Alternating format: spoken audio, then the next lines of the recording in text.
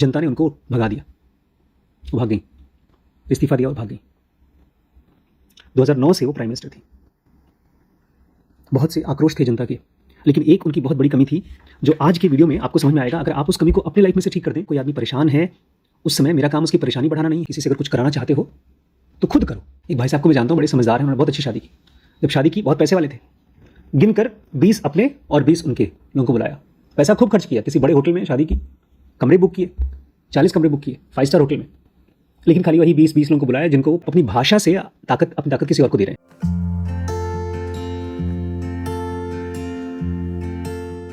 नमस्कार दोस्तों, स्वागत है आपका इस सीरीज़ में जिसको कहते हैं 13 things mentally strong people don't do. 13 चीज़ें जो ताकतवर लोग, ताकतवर नहीं मजबूत, हाँ ताकतवर लोग, जो मेंटली ताकतवर, जो दिमागी तौर से मजबूत और ताकतवर हैं, वो लोग नहीं करते हैं। इस सीरीज़ में ऑथर कहती हैं टेक बैक योर पावर, आप अपनी पावर वापस लीजिए। एम्ब्रेस चेंज, आपकी लाइफ में कोई बदलाव होता हो तो उसको बड़ी खुशी खुशी एक्सेप्ट करिए। फेस योर फियर्स, अपने डर को फेस करिए। And train your brain for happiness and success, अपने ब्रेन को ट्रेन करिए हैप्पीनेस के लिए और सक्सेस के लिए। अभी अभी न्यूज़ मैंने देखी, शेख हसीना नाम की, कौन है पता है? प्राइम मिनिस्टर है। कहाँ की? बांग्लादेश की। बंगाल की नहीं, बांग्लादेश की। वो अलग देश है। और अभी अभी क्या हुआ, मतलब अभी भी न्यूज़ देखा है, पता है क्या हुआ? नहीं पता? जनता ने उनको भगा दिया, वो भाग गई, इस्तीफा दिया और भाग गई। 2009 से वो प्राइम मिनिस्टर थी।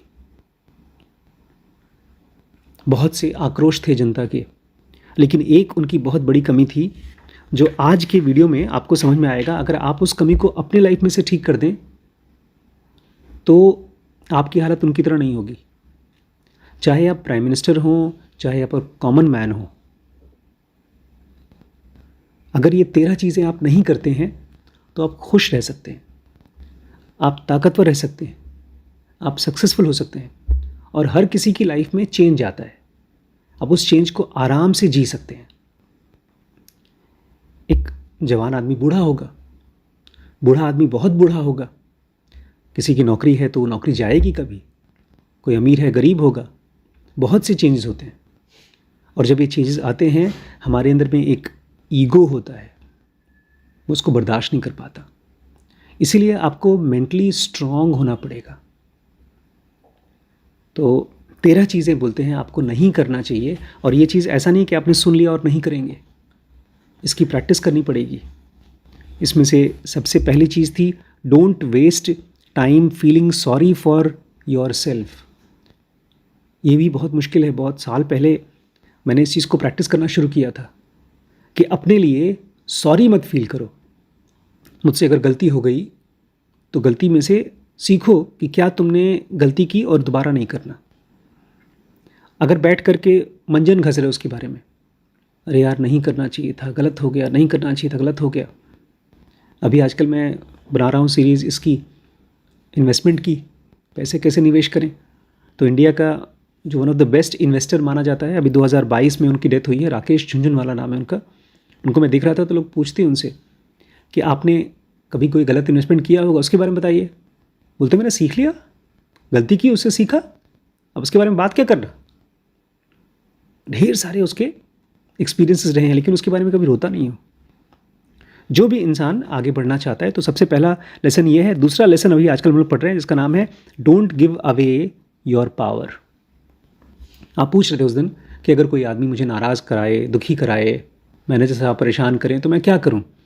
तो उसी का आंसर है don't give away your power. आप अपनी ताकत दूसरों को मत दीजिए। बट आमतौर पे हम ये कर नहीं पाते। दूसरे बहुत आसानी से हमें गुस्सा दिला देते हैं, हमें परेशान कर देते हैं, क्योंकि ये नेचुरल है। हमारा अहंकार या हमारा माइंड ऐसा बना हुआ है कि मैंने आपको कोई बात बोल दी, तो छोटी सी बात बोल दी और वो आपको बात पसंद नहीं है तो दिमाग में घूमती रहेगी। तो एक तरह से मैंने आपकी पावर छीन ली। लेकिन आज मैं, एक भाई साहब हैं स्टीवन मैकडोनाल्ड, उन्होंने अपनी पावर को रिक्लेम किया। देखिए कैसे रिक्लेम किया उससे कुछ सीखिए, इंस्पायर होइए और इस चीज़ के ऊपर थोड़ा सोचना शुरू करिए कि कैसे आप अपनी पावर दूसरों को ना दें। Steven McDonald is an incredible example of someone who chose not to give away his power. Author कहती हैं स्टीवन मैकडोनल्ड एक बहुत ही कमाल के एग्जाम्पल हैं जिन्होंने अपनी पावर दूसरों को नहीं देना है, ये सोच समझ करके चूज़ किया। While working in New York City police officer 1986, Officer McDonald stopped to question some teenager about some recent bicycle theft. 1986 में ये न्यूयॉर्क सिटी में पुलिस ऑफिसर का काम कर रहे थे और मैकडोनल्ड एक जगह रुके और कुछ बच्चे थे, टीनेजर, उनसे पूछताछ कर रहे थे कि कुछ साइकिलें चोरी हुई हैं, उसके बारे में बताओ। One of the 15-year-old in question took out a gun and shot Officer McDonald in the head and neck. और वहीं तब तक से दो बच्चे थे, टीनेजर मतलब जो 20 साल से कम के हैं, उन्हीं में से एक बच्चे ने अपनी जेब में से एक रिवॉल्वर निकाली और उनके सर पे और उनके गर्दन पे गोली मार दी। The shots paralysed him from neck down. और उस गोली की वजह से ये भाई साहब इनको लकवा मार गया। सर के नीचे से, नेक डाउन, गर्दन के नीचे इनकी पूरी बॉडी अपाहिज हो गई। Miraculously officer McDonald survived. बड़ी चमत्कारी चीज़ थी कि ये जिंदा बच गए। He spent 18 months in the hospital recuperating and learning how to live as a quadriplegic. 18 महीने इनको हॉस्पिटल में रहना पड़ा, वहाँ पर ठीक हुए और इन्होंने ये भी सीखा कि क्वाड्रिप्लेजिक आदमी, मतलब जिसके दोनों हाथ दोनों पैर काम नहीं करते हैं, वो कैसे जीता है, कैसे रहता है। At the time of the accident he had only been married 8 months and his wife was 6 months pregnant. और जिस समय ये दुर्घटना हुई थी उनकी शादी को मात्र 8 महीने हुए थे और उनकी वाइफ 6 महीने की प्रेग्नेंट थी, पेट से थी। Remarkably, Officer McDonald and his wife chose not to focus on all that has been taken away from them by this teenager boy. और पता नहीं कैसे इस आदमी का किस्मत अच्छा था, ये समझदार था, इन्होंने और इनकी वाइफ ने उन चीज़ों पर ध्यान नहीं दिया जो इनसे छीन ली गई थी। Instead they made a conscious choice to forgive him. बजाय इसके उन्होंने ये चूज़ किया कि चलो उस बच्चे को माफ़ कर दो, उसके ऊपर कोई केस वेस नहीं किया। In fact few years after his injury the officer's assailant called him from jail to apologise. उस बच्चे को जेल तो हुई और कुछ महीने बाद उस बच्चे ने अपने जेल में से ही इसको फ़ोन किया माफ़ी मांगने के लिए। Officer McDonald not only accepted his apology but also told him that he hoped someday they could travel the country together, sharing their story with hope that they would prevent other acts of violence. इन्होंने कहा ठीक है, कोई बात नहीं, plus उसको ये भी कहा कि कभी तुम जब जेल से निकलोगे तो हम लोग घूमेंगे, दुनिया में घूमेंगे, लोगों को बताएंगे कि कैसे देखो हमारा रिलेशनशिप है, ताकि लोग अपने मन में बदला न रखें, धरती पर से द्वेष, ये सब चीज़ें ख़त्म हो। ऐसी जो चीज़ें होती हैं जहाँ पर एक आदमी किसी को गोली मारता है तो दूसरा उसका बदला लेना चाहता है, तो एक तरह से ये इंस्पिरेशनल चीज़ बोल रहा था उसको, ये परेशान मत हो, ठीक है अब बात ख़त्म हो गई, दुनिया को सुधारेंगे मिल करके। Officer McDonald never got the chance to do that, however, because 3 days after his assailant had released from prison, the young man was killed in motorcycle accident. खैर जो भी हुआ, इस बच्चे को, मतलब इस ऑफिसर को उस बच्चे के साथ में घूमने का मौका नहीं मिला, क्योंकि जैसे ही वो निकला उसके 3 दिन बाद उस बच्चे का मोटरसाइकिल एक्सीडेंट में मौत हो गई। So officer McDonald set out on his mission to spread his message about peace and forgiveness on his own. तो कहते हैं ऑफिसर मैकडोनल्ड ने अपना एक मिशन बना लिया कि मैं पूरी दुनिया में जहाँ जहाँ भी जा पाऊँगा वहाँ जाऊँगा और शांति और माफ़ी, फॉरगिवनेस फैलाने की कोशिश करूँगा अकेले ही।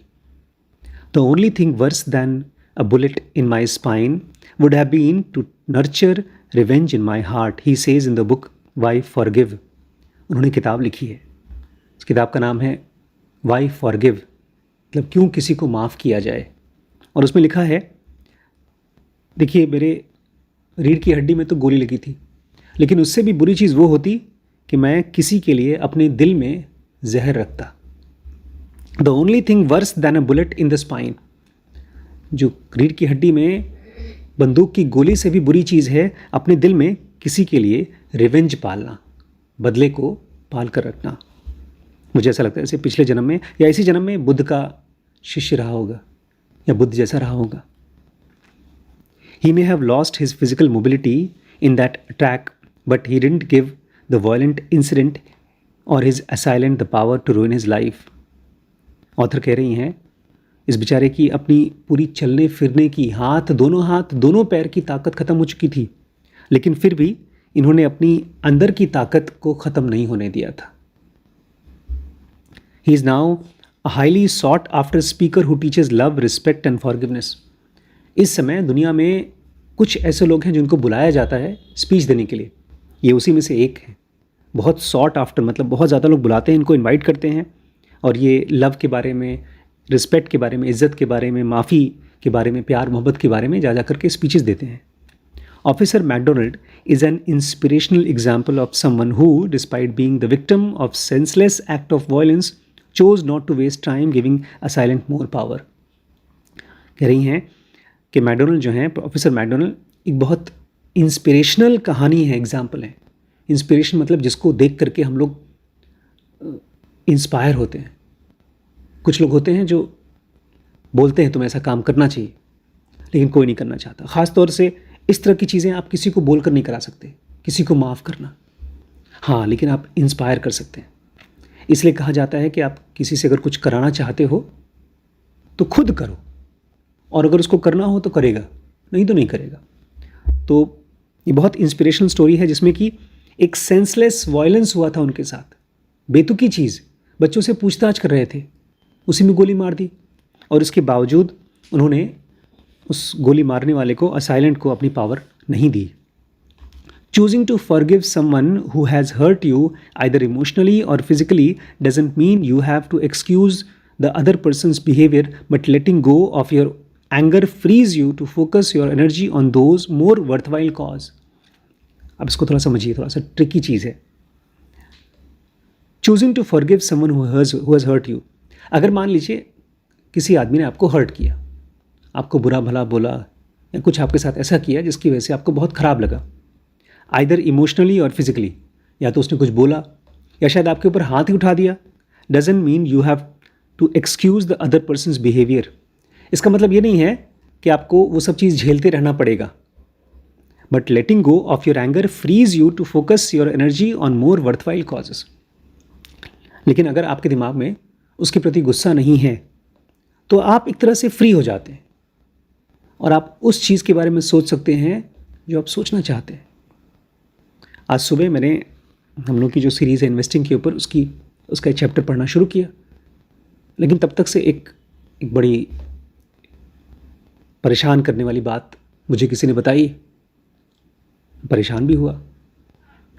आधे घंटे बाद मैं अपनी किताब खोलकर पढ़ रहा था, मैं ध्यान नहीं दे पा रहा था किताब पे। मैंने देखा बहुत मुश्किल किताब है, मतलब वो चैप्टर बहुत मुश्किल है, पूरे 6 पेजेस हैं। उसको अगर मैं जब पढ़ाऊँगा ना तो आप लोग रो दोगे। पिछले 50,000 10 लाख सालों में कौन कौन सी जीव हुए हैं, उनके बारे में कौन कौन सा रिसर्च हुआ है, उस रिसर्च का क्या क्या नाम है, उसको पढ़ पढ़ के भैया मैं नींद आने लगी। फिर मैंने कहा ये हो क्या रहा है। फिर मैंने ध्यान दिया, मेरे दिमाग में वो परेशानी वाली विचार चल रही थी। फिर मैंने और स्लो कर दिया, मैंने कहा रुको, मुझे पूरा चैप्टर नहीं ख़त्म करना है, मुझे खाली एक पैराग्राफ पढ़ना है। फिर मैंने इसकी फ़ोटो खींची, चैट जीपीटी पे डाला, मैंने कहा इसका थोड़ा आसान करके समझाओ। जब उसने आसान किया तब मैंने उसमें निशान लगाया कौन कौन से सेंटेंसेस मुझे समझ में नहीं आ रहे हैं, किस चीज़ पर मुझे और गहरे जाना है। इस तरह की मेहनत चाहिए होती है जब आप कुछ गहरी चीज़ करना चाहते हैं। और अगर मन में किसी के लिए गुस्सा है, बदला है, तो आप कर नहीं पाएंगे। जैसे पेट दर्द के समय आप काम नहीं कर सकते, पैर दर्द के समय चल नहीं सकते, दौड़ नहीं सकते, ऐसे ही दिमाग में अगर गुस्सा है तो आप इम्पॉर्टेंट काम नहीं कर सकते। If you have spent most of your life feeling like a victim of your circumstances, it takes hard work to recognize that you have the power to choose your own path in life. हम में से ज़्यादातर लोगों ने बचपन से ही दुख झेला है, लेकिन दुख को अपने मन में बसा के रखा है। If you have spent most of your life feeling like a victim of your circumstances, हम में से ज़्यादातर लोगों को एक विक्टिम की तरह फील होता है कि मेरे साथ ऐसा गलत किया गया। It takes hard work to recognise that you have the power to choose your own path in life. अगर ऐसा है तो आपको बड़ी मेहनत करनी पड़ेगी। आपका दुख छोटा सा बीज नहीं है, वो जड़ पकड़ लिया है और आपको मेहनत करना पड़ेगा उसको जड़ से निकाल करके फेंकने में। First step is to develop self awareness by identifying when you blame external circumstances and other people for how you think, feel and behave. बहुत बार बच्चों के प्रति माँ बाप बहुत कंप्लेन करते हैं।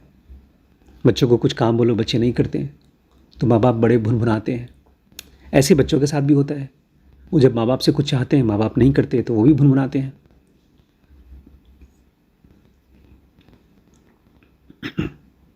उनको भूल जाता है, दोनों को, बच्चों को और माँ बाप को, कि उनकी पावर चली गई है। जैसे मैं आपकी किसी बात को लेकर भुनभुना रहा हूँ तो विचार तो नहीं कर रहा हूँ, उस प्रॉब्लम को सॉल्व तो नहीं कर रहा हूँ, मैं तो केवल कंप्लेन कर रहा हूँ। ये चीज़ पता चले, इसके लिए आपको चाहिए सेल्फ अवेयरनेस। जैसे मान लीजिए आप मेरी क्लास में बैठे हैं, गरिमा बैठी है, या क्लास चालू होने वाली, आप लोग नहीं आए, लेट हो गया। क्या कर रहे हैं? सो रहे हैं या बैठ के बीड़ी पी रहे हैं। अब एक सीन है, मैं बता रहा हूँ, गुस्सा आएगा, लेकिन उससे मुझे ये भी पता चलना चाहिए कि अच्छा, इस बच्चे को मेरी क्लास या तो समझ में नहीं आ रही है, या वो मेरी क्लास में इंटरेस्टेड नहीं है, या उसकी कोई और प्रायोरिटी है। हर एक सिचुएशन हमारे लिए एक मैसेज है। जैसे आज वैभव नहीं है यहाँ पे, तो मैं गरिमा से पूछा था, बेटा तुम्हारे साथ कौन सी वीडियो बनाऊँ, क्योंकि वैभव होता तो इन्वेस्टिंग की वीडियो बनाते। वो आजकल पागलों की तरह पढ़ रहा है इन्वेस्टमेंट। जिस तरह से पढ़ रहा है, मुझे लगता है उसको अगर किसी कॉलेज में भेज दिया होता तो सीख गया होता। वो बड़ी मुश्किल किताब उठाया आजकल, अपना सर पकड़ पकड़ के पढ़ता रहता है। कॉफ़ी कैन इन्वेस्टिंग पढ़ रहा है, और उस चक्कर में अपने कुछ पैसे भी लगा दिया उसने स्टॉक में, 2-4 हज़ार रुपये लगा दिया है। अभी एक आध और किताब मंगा के रखा है कि उसको पढ़ूंगा उसके बाद। अब वो यहाँ नहीं है। अब मैं परेशान सोच रहा हूँ कि बेचारी गरिमा के साथ कौन सी किताब बनाऊँ। तो उठ करके 2-4-5 मिनट के लिए सोच रहा था। हर एक सिचुएशन सेम नहीं होती। आप उस दिन बैठे हुए थे, नींद आ रही है, तो नींद आना कोई पाप थोड़ी है। It takes self awareness to identify when you blame external circumstances and other people for how you think, feel and behave. बहुत कम लोग होते हैं, और जिनको पता होता है वो लोग उसको डेवलप भी कर पाते हैं। सेल्फ अवेयरनेस उस पानी की तरह है जिसको आप फेंकते हैं तो फर्श पे रखा हुआ, उस फर्श पे लगा हुआ कचरा साफ होने लगता है। How you feel, think and behave. मैंने आपको कुछ खराब बोला तो उसकी वजह से आपका थिंकिंग बदल जाएगा। आप गड़बड़ तरीके से बिहेव करेंगे, आप बहुत ख़राब फील करेंगे। मैंने आपको कुछ बोला तो एक कचरे की तरह है, मैंने आपके ऊपर फेंक दिया, और उस कचरे की वजह से आपका फीलिंग, आपका थिंकिंग, आपका बिहेवियर बदल गया। उसको साफ करने के लिए चाहिए कौन सा पानी? Self awareness. Very good. आप अवेयर होने लगते हैं। आज मैंने इनसे पूछा, दोनों से पूछा, शोभित से और दिलीप जी से, दोनों से पूछा मैंने, आज क्या हुआ है पता चला? इतनी बड़ी नेता जैसे इंडिया के प्रधानमंत्री मोदी हैं, इतने पावरफुल आदमी हैं, ऐसे ही बांग्लादेश की सबसे बड़ी नेता भाग गई। और पता है क्यों छोड़ के भागी? 2 मेन कारण थे। एक तो उनके यहाँ आरक्षण इतना बुरा तरीके से इस्तेमाल हो रहा था, रिजर्वेशन, कि सारी नौकरियां जो गवर्नमेंट के चापलूस लोग थे उन्हीं को मिलती थी, फर्जी तरीके से। और दूसरा, उन्होंने पब्लिक में बदतमीज़ी करना शुरू कर दिया, लोगों को धोखेबाज बोलना शुरू कर दिया। 2019 से लेकर के अभी तक पावर में थी, अब निकल गई। 2009 से लेकर के 2024 तक वो पावर में थी। इतनी 15 साल से उन्होंने धीमे धीमे अपनी पावर दूसरों को दे दी, जो मर्जी आया बोलना शुरू कर दिया। आपको चाहिए सेल्फ अवेयरनेस। आपके सामने कोई कुछ बोल रहा है, आप ये सोचिए अगर बुद्ध इस सिचुएशन में होते तो क्या करते। मैंने मैनेजर साहब से पूछा आज, उन्होंने बताया कि आज कलेक्शन का एक बच्चा आया था, उसको मैंने फ़ोन किया था, उसने रिस्पॉन्ड नहीं किया, फिर आकर चिल्ला रहा था। मैंने कहा जब वो चिल्ला रहा था उस समय आपने क्या किया? बोलते हमने उसको डांटा। मैंने कहा मैं आपकी जगह होता तो मैं ऐसा नहीं करता, क्योंकि अगर कोई आदमी परेशान है उस समय मेरा काम उसकी परेशानी बढ़ाना नहीं है, उसकी परेशानी को सुनना है। लेकिन वो नहीं कर पाए, क्यों? क्योंकि उनको सेल्फ अवेयरनेस नहीं था अपनी फीलिंग, अपनी थिंकिंग और अपने बिहेवियर के लिए। प्लेट में खाना रखा है, आप 2 दिन से नहीं खाए हैं और मैं 2 घंटे से नहीं खाया हूं। आप भी परेशान हैं, मैं भी परेशान हूं। उस खाने को मैं पहले आपको दूंगा, लेकिन वो तब दूंगा जब मुझे पता होगा, मैं अवेयर हूंगा कि आप 2 दिन से खाना नहीं खाए हैं। Take a close look at the people who are devoting your time and energy toward. Author कह रही हैं बहुत ध्यान से इस चीज़ को पूछिए अपने आप से, कौन से लोग हैं जिनको आप अपना समय दे रहे हैं, जिसके बारे में आप सोच रहे हैं। अर्जुन और दुर्योधन दोनों कजन्स थे कृष्ण के, भाई थे ना, चचेरे भाई थे, चचेरे थे मौसेरे भाई थे, चचेरे भाई थे। लेकिन कृष्ण के बारे में खाली अर्जुन ही सोचते थे, इसलिए अर्जुन के बारे में कृष्ण सोचते थे, दुर्योधन नहीं सोचते थे। Take time to look closely at people you are devoting your time and energy. आज मैं डॉक्टर एमपी को बता रहा था, अगर कोई बच्चा, चाहे अपना ही बच्चा हो, आपका बच्चा है तो आपके घर में रहेगा, आपका एम्प्लॉय है तो आपके साथ नौकरी करेगा, लेकिन अगर वो आपके नज़दीक नहीं है तो अपना पास्ट तो उसने एंजॉय कर लिया, जो उसने प्रारब्ध कमाया था वो आपके घर में पैदा होकर के सब कुछ पा जाएगा, लेकिन अपना भविष्य नहीं ठीक कर पाएगा, क्योंकि भविष्य यहाँ से निकल के आता है। भविष्य निकलता है वहाँ से जिस पर आप अपना समय और अपना माइंड देते हैं। इसलिए पिछले 10 साल से मैं जेनोगा को अपना समय दे रहा हूँ, गीता को अपना समय दे रहा हूँ। Take time, take a close look. बोलते हैं थोड़ा ध्यान से देखिए आप किसके बारे में सोचते हैं, किसको अपना समय देते हैं। Are they the people you want to receive it? क्या ये वही लोग हैं जिनको आप देना चाहते हैं अपना ध्यान? If not, you may be giving them more power than you think they deserve. और अगर ये वो लोग नहीं है जिनको आप अपना ध्यान देना चाहते हैं, तो आप अपनी पावर ऐसे लोगों को दे रहे हैं जो डिजर्व नहीं करते, जो उसके लायक नहीं है। कहानी है, भगवान कृष्ण को दुर्योधन ने बुलाया, हमारे यहाँ खाना खाने आओ। क्या बोले वो? 2 चीज़ नहीं है तुम्हारे पास, 2 ही कारण से मैं तुम्हारे यहाँ खाना खाता। कौन सा? एक प्यार और दूसरा डर। न मैं तुमसे डरता हूँ, न मेरा तुमसे कोई ताल्लुक है, प्यार है। तो कहाँ खाना खाए थे वो? विदुर के यहाँ, साग विदुर घर खाए। दोनों चीज़ें उसके पास नहीं थी, मतलब न डरा पाया था न प्यार दे पाया।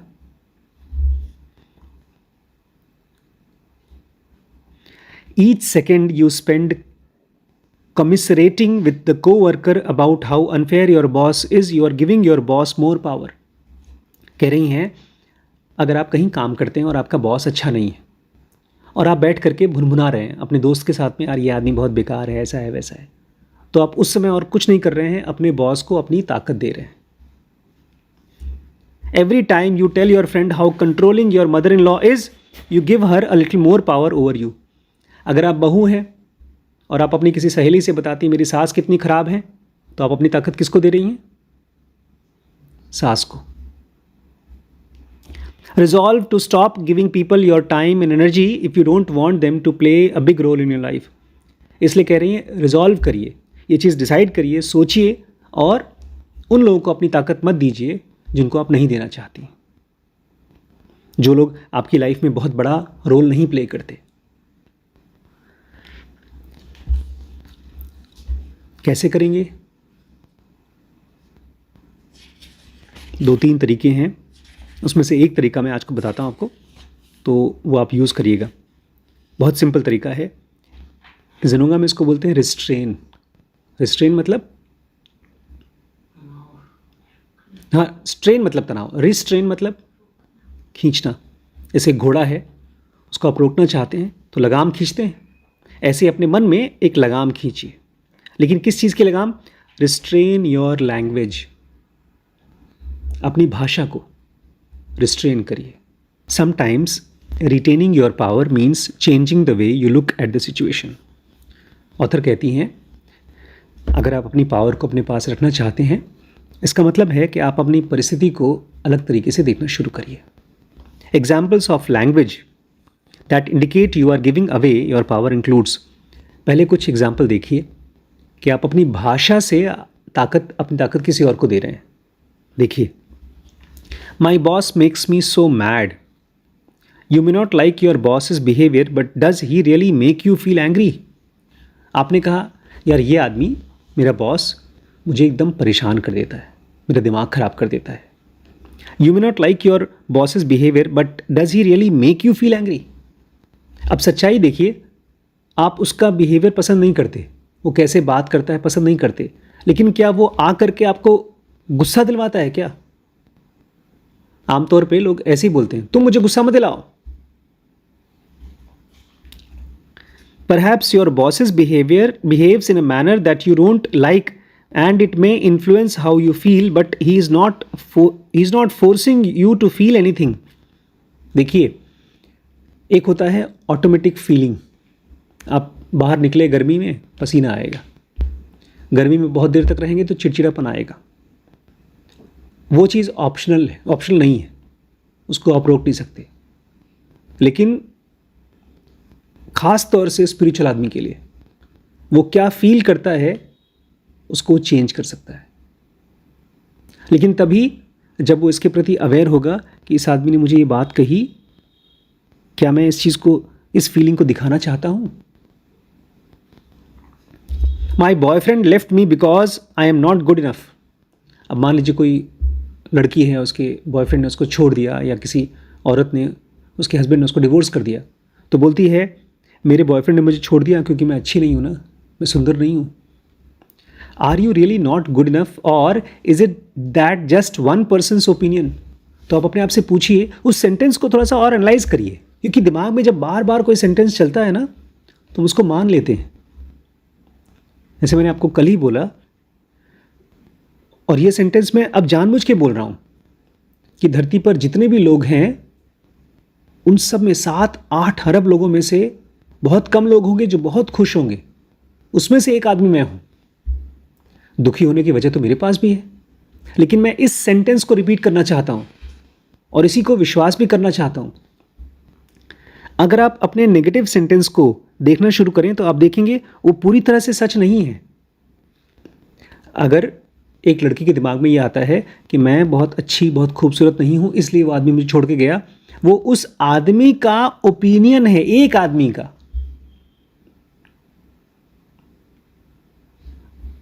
ये बात सच नहीं है। सच वो होती है जो पूरे संसार में हर आदमी विश्वास करे।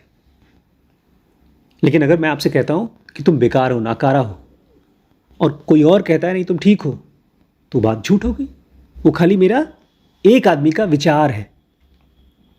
If you look a poll of 100 people, it's not likely that they all come to that same conclusion.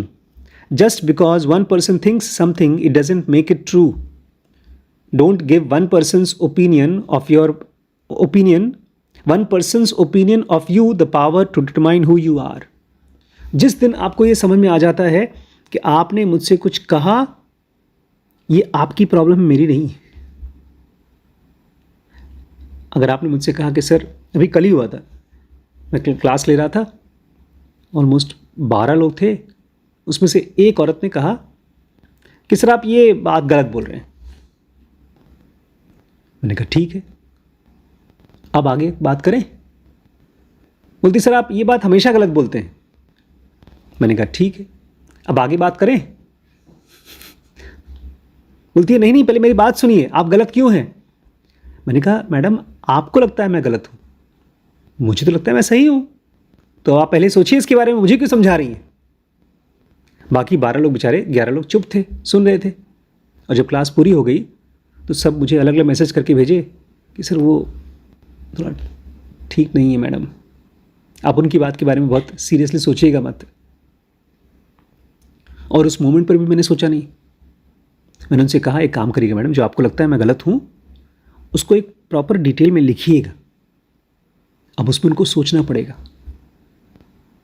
जिस दिन आपने ये पावर अपने हाथ में ले ली, दिमाग को ये दिखना शुरू हो गया कि हाँ इस आदमी ने मुझे खराब बोला है, ये इस आदमी की प्रॉब्लम है, मेरी नहीं, आप फ्री हो गए। आपकी ताकत आपके हाथ में आ गई। My mom makes me feel really bad about myself because she is always so critical of me. As an adult, you are obligated to listen to your mother makes critical statement, but about you and over. Just because she makes comment you don't like, does it really have to lower your self-esteem? देखिए बचपन में ना माँ बाप पूरी दुनिया होते हैं हमारे, इसलिए अगर वो किसी बात के लिए हमें डांटते हैं और उनके मुंह से ऐसा बात निकलता है कि तुम तो बेकार हो, तुम तो पैदा नहीं होते तो अच्छा होता, ये चीज़ें बहुत आसानी से दिमाग में घुस जाती हैं।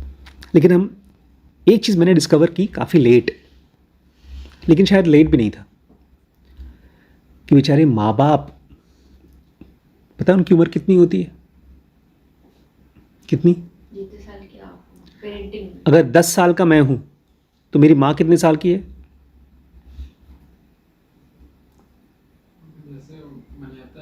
मान लो 18 साल की, 20 साल की उम्र में उनको बच्चा पैदा हुआ और मैं हो गया 10 साल का, तो मेरी माँ कितने साल की हुई? 30 साल की। उस औरत की उम्र है 30 साल की, उस माँ का एक्सपीरियंस कितने साल का हुआ? 10 साल का ही हुआ। तो बेचारा एक बच्चा भी 10 साल का और एक माँ भी 10 साल की। उसके पहले उसको कभी पता नहीं था बच्चे को कैसे डील किया जाता है। ये मुझे बहुत देर से समझ में आया कि मेरी माँ भी मेरी उम्र की है।